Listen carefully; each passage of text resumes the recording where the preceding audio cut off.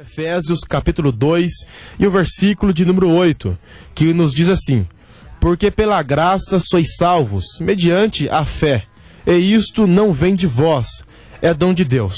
Então, partindo aí do ponto de vista, né, desse versículo do apóstolo Paulo, como que nós poderíamos, Walter, né, discorrer o assunto sobre a graça, como que, na verdade, engloba tudo isso, né? O que será que Paulo quis dizer com essas palavras, dizendo que nós somos salvos pela graça de Deus, que isso não vem de nós, que isso é um dom de Deus?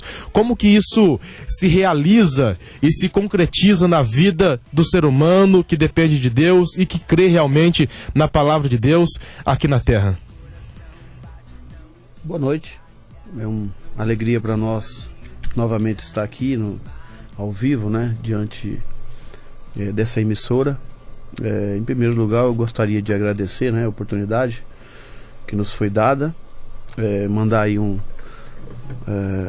beijo, um abraço para minha esposa Adriana, para meus filhos Pedro, Juan e Léo, que tanto amo também. Toda a família, né? Os meus irmãos, a família Torrinha, que me apoia, a Igreja Presbiteriana Renovada de Santa Fé, pastor Altair Verdovelli, que também está me apoiando. Um abraço para todos e todos os ouvintes, todas as pessoas que estão aí investindo um pouco de tempo, ouvindo então essa nossa explanação, né? Que tem tudo a ver com a nossa vida, que tem tudo a ver com a nossa história, que tem tudo a ver com a nossa crença.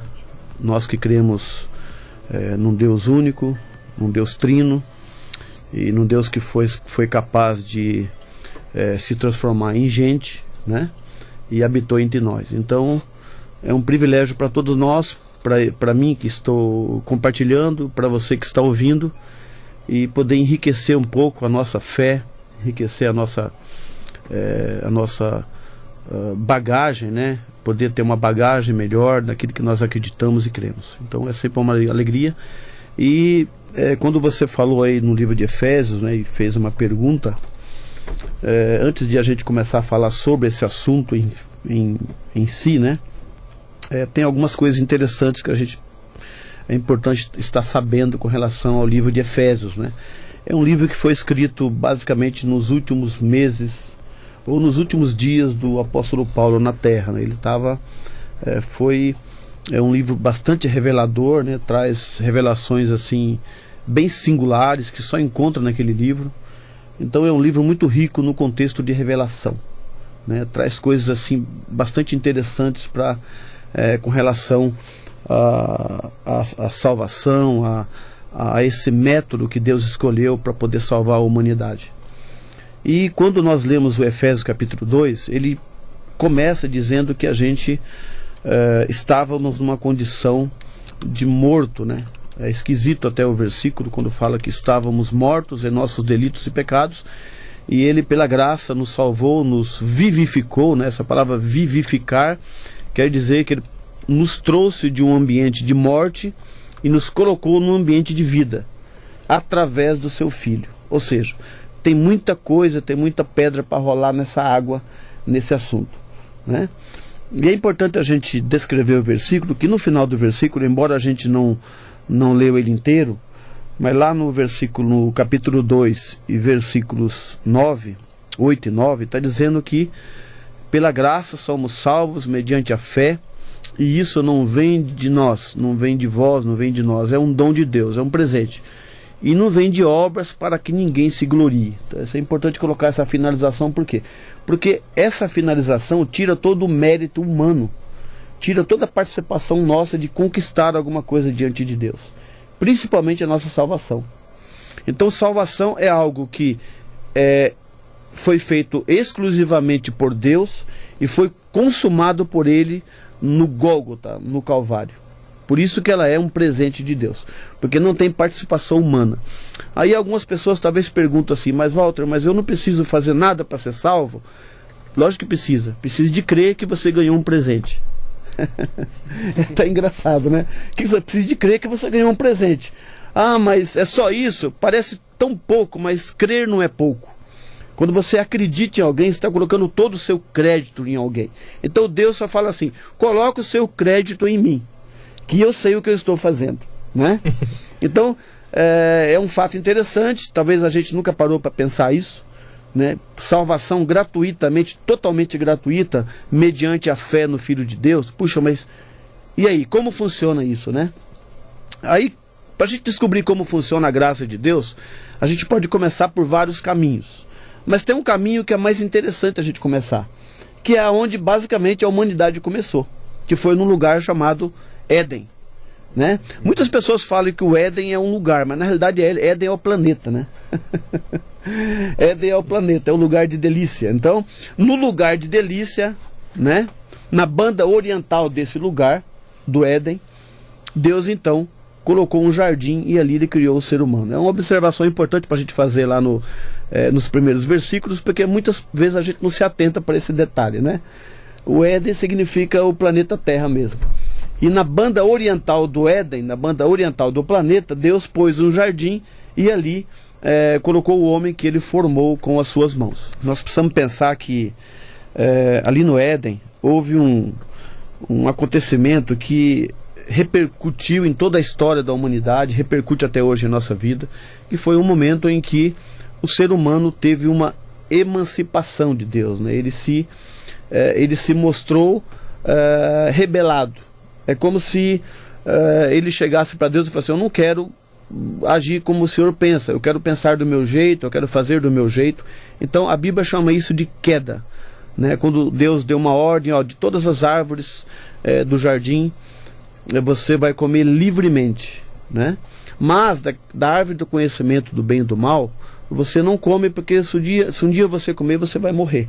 Então Deus mostrando o quê? Mostrando que o ser humano tem liberdade para fazer o bem e também para não fazer o bem. Porque se nós não tivermos escolhas para não fazer o bem, nós não podemos dizer que somos livres. Então muitas pessoas perguntam: mas por que Deus deu acesso a esse lugar? Porque se Deus não tivesse dado acesso, não haveria liberdade, né? Então por que nós somos livres? Porque somos livres porque nós fazemos, nós escolhemos o caminho que a gente quer seguir. E infelizmente o ser humano então, ele escolheu pelo caminho da desobediência, né? Na qual ele comeu do fruto que era para não comer. E a gente conhece a história. No momento abriram-se os olhos de ambos, né, do casal, o Adão e a Eva, e eles descobriram então que estavam nus, e ali então começou o primeiro processo da humanidade, da religiosidade humana, né?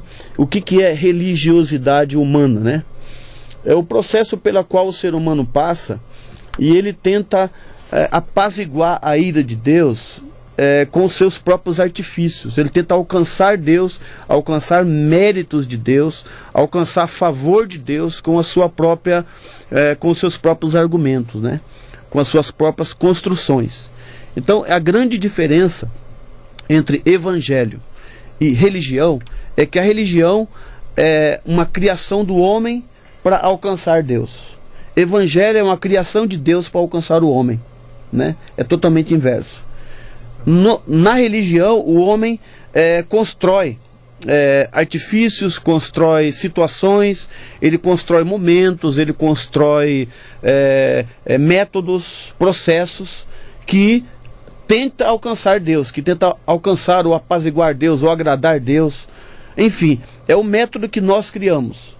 No Evangelho, a situação é diferente, porque Deus enxerga um ser humano totalmente inerte, mortificado pelo pecado e incapaz de alcançá-lo.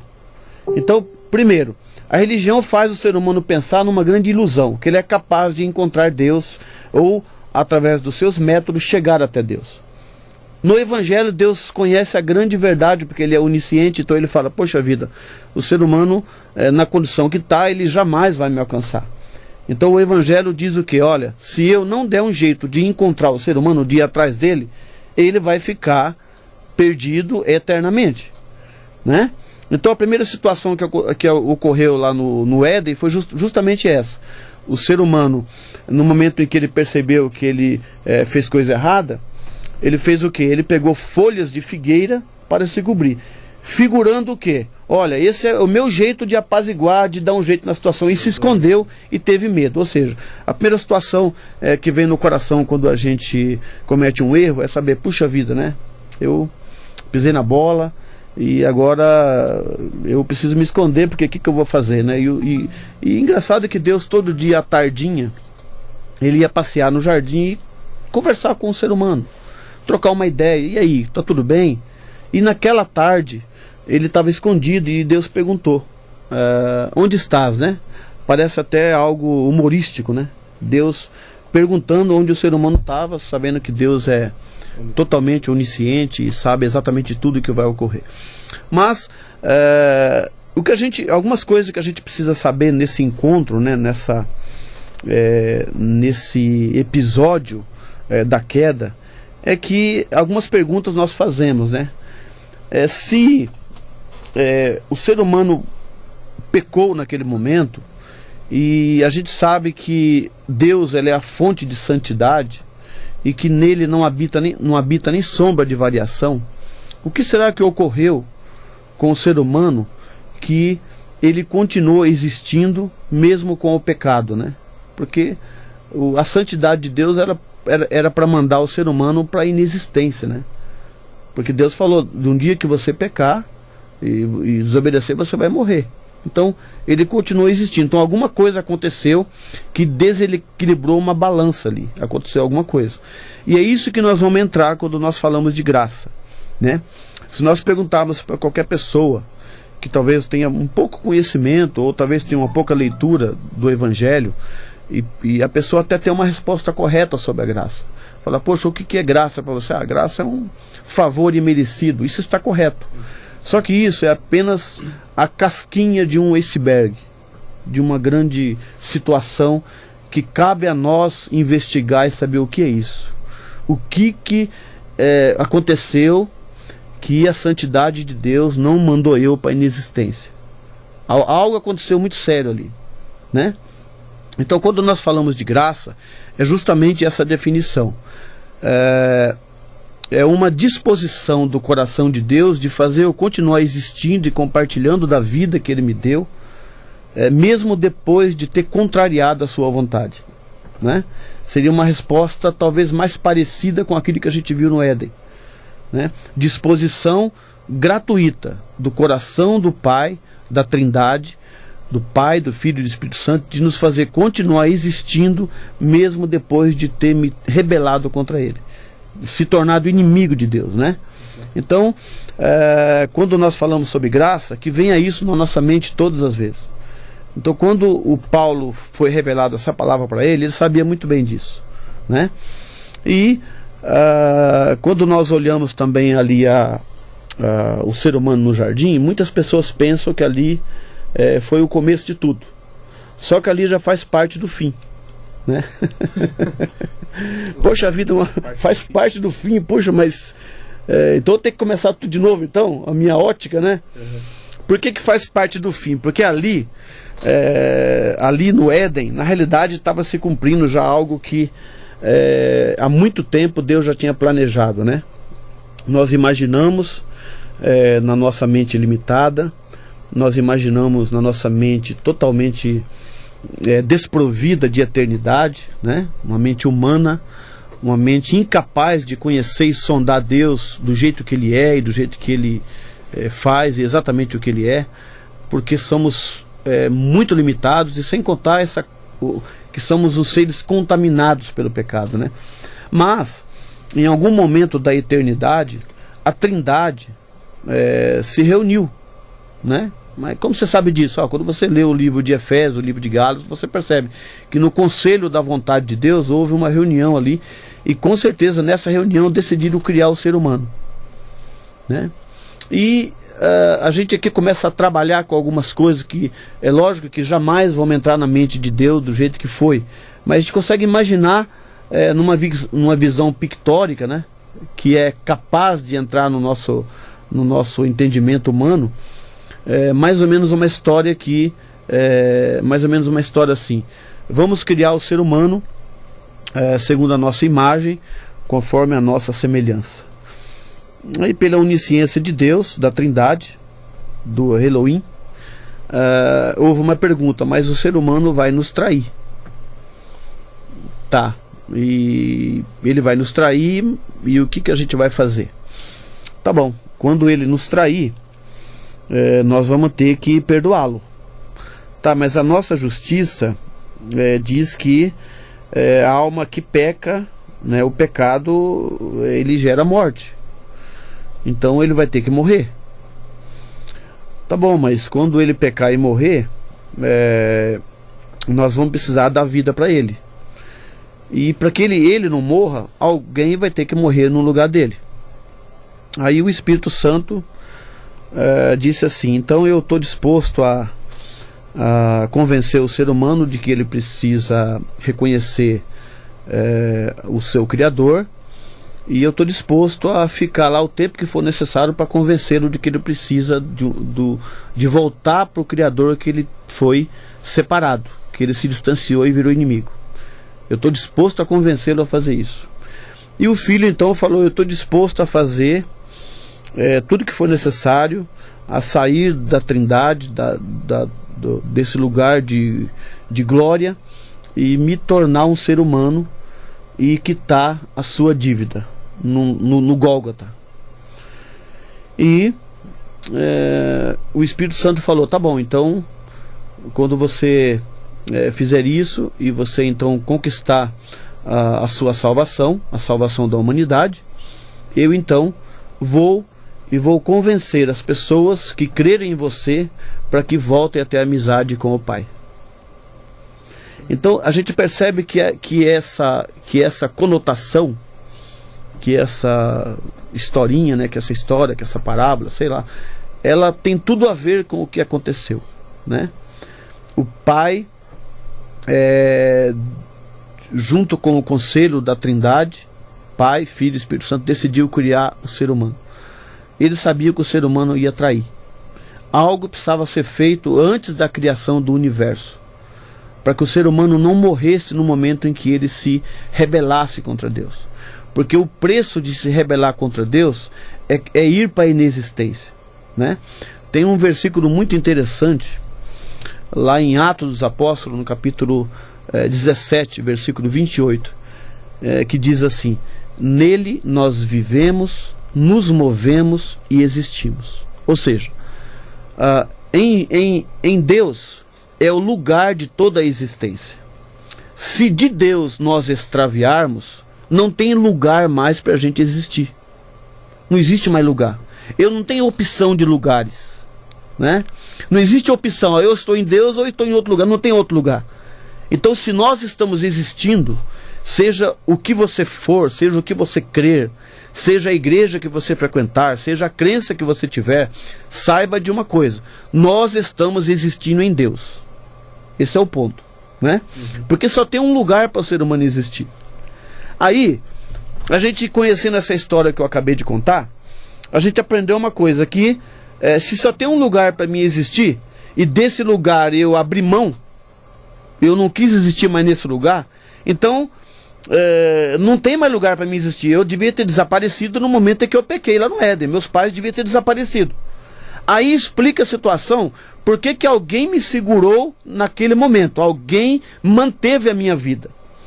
Aí nós entendemos, quando nós lemos lá no livro de 1 Pedro, se eu não me engano, no capítulo 1, versículo 28, diz que o Cordeiro, ele carrega a sua cruz desde antes da fundação do mundo. Ele decidiu carregar a sua cruz e plantou no Gólgota há 2000 anos atrás, para que seja possível nós termos existência diante de Deus. Então veja que quando eu falo agora sobre graça e entra esse assunto, eu consigo agora refletir um pouco o que significa tudo isso. Que situação que houve no universo, que situação que houve na história da humanidade, na história de Deus, que me fez continuar existindo mesmo sendo inimigo de Deus. Então, na realidade, Cristo se fez o nosso lugar de existência. O Cordeiro Santo é o lugar da existência humana. No livro de Colossenses fala assim que nele foram criadas todas as coisas, para ele, nele e para ele são todas as coisas. Ou seja, o lugar da existência humana é Cristo. Então, meu irmão, minha irmã, querido ouvinte que está nos ouvindo agora, saiba de uma coisa: Jesus é o lugar da sua existência. Ele não é só o Salvador do mundo. Ele não é só o Cordeiro Santo que Deus preparou. Da sua existência. Jesus é o tudo. Jesus é tudo o que a gente precisa, tudo o que a gente precisou e tudo o que a gente precisar. Jesus, ele se fez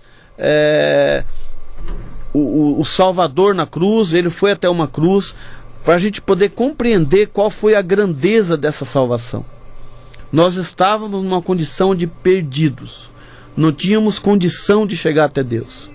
E através do seu sangue, ele comprou para o Pai a nossa vida, a nossa condição de reatar essa amizade.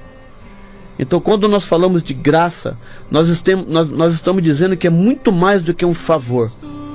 Foi um desenrolar em toda a história para que isso seja possível. A Trindade, uma das pessoas da Trindade teve que sair de lá, teve que virar gente. Uma das pessoas da Trindade teve que andar nessa terra, teve que ir para uma cruz para que seja possível reatar essa amizade de novo com a Trindade. Então o negócio foi muito sério. Então não cabe a mim agora ignorar isso. Não cabe a mim fingir que que nós somos inconvenientes com relação a essa história. Eu preciso conhecer essa história. Essa história é muito bonita. Essa história é uma história de vida. Essa história é a história de que Deus me amou de tal maneira, como diz o João 3,16, né? Deus me amou de tal maneira. O que significa isso? Olha, foi um amor tão fenomenal, foi um amor tão espetacular, foi um amor tão prático, que ao ponto de pedir para o seu único filho sair da presença da unidade santíssima, da Trindade Santíssima, que é uma unidade indissolúvel, saiu de lá e virou gente, habitou entre nós. E a Bíblia fala que ele habitou cheio de graça e de verdade. Olha só, a graça entrando de novo aí. Por que graça? Porque é cheio de favor, é cheio de planejamento, é cheio de aceitação, é cheio de algo muito bem feito, é cheio de um propósito único, que só a Trindade mesmo podia fazer. Então esse reatar, todo esse movimento que a Trindade fez, todo esse movimento de nos reatar, de nos atrair de novo para Ele, todo esse movimento de nos convencer a voltar para o Pai, nós chamamos isso de graça. Então, qual a definição que nós podemos dizer aqui hoje? Aquela definição que nós começamos, né? A disposição única da Trindade de nos permanecer junto dele, mesmo a gente não ter condição nenhuma para isso, né? E é um privilégio poder estar aqui, como eu disse, parece um conteúdo bastante extenso, a gente vai ter que fazer alguns passos, né? Programas. Porque o tempo também corre, né? Dá para iniciar mais ainda sobre graça, né, Walter? Dá bastante coisa. Né? Mais sobre graça ainda, né? A gente fez aqui um pequeno resumo, né? Essa foi só a ponta do iceberg, né? Só o início. Início fantástico, né? Fantástico.